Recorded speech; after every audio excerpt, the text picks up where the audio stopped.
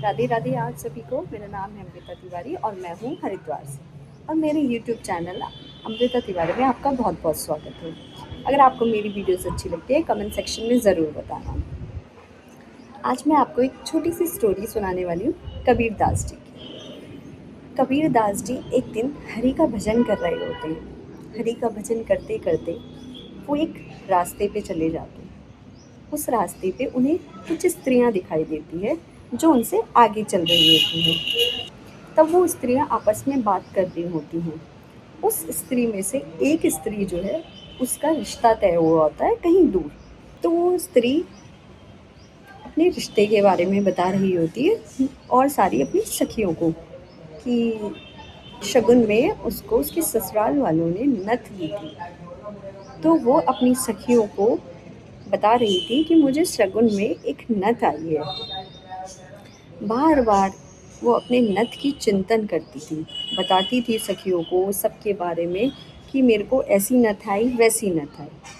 तभी पीछे चल रहे कबीर दास जी के कानों में सारी बात पड़ी।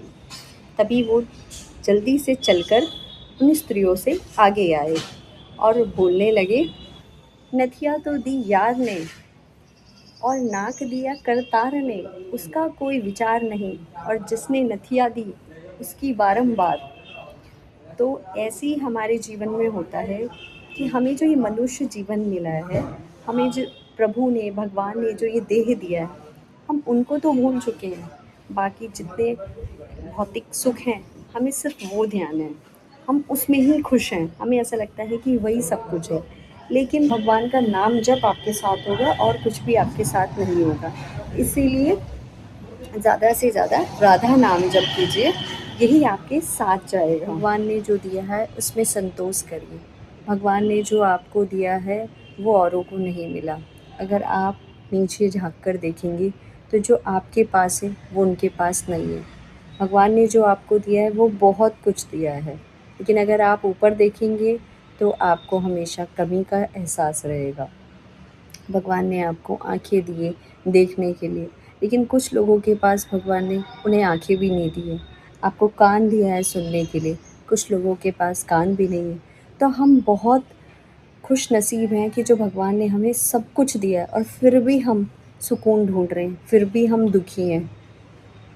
तो इसीलिए जो आपके पास है वो बहुतों के पास नहीं है। इसलिए खुश रहिए और इस शरीर से ज़्यादा भगवान का चिंतन कीजिए, भगवान का भजन कीजिए और भगवान का नाम जप कीजिए। और जब भी आपके जीवन में कभी बदलाव आता है तो उस बदलाव को ये समझिए कि वो आपके अच्छे के लिए है। जो होता है अच्छे के लिए होता है, आपके बदलने के लिए होता है, आपके अपने आप को।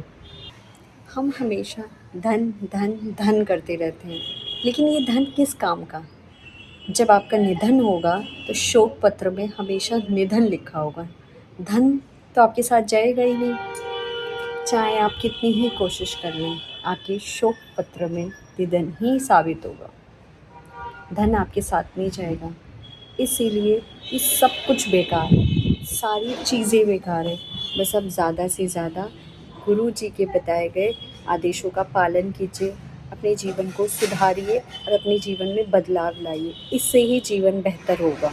अगर आपको भी मेरी वीडियोस अच्छी लगती है तो मेरे चैनल को सब्सक्राइब कर लें, अमृता तिवारी, और लाइक कमेंट शेयर करें। अगर आप भी राधा रानी के भक्त हैं तो कमेंट में लिखिए राधे राधे।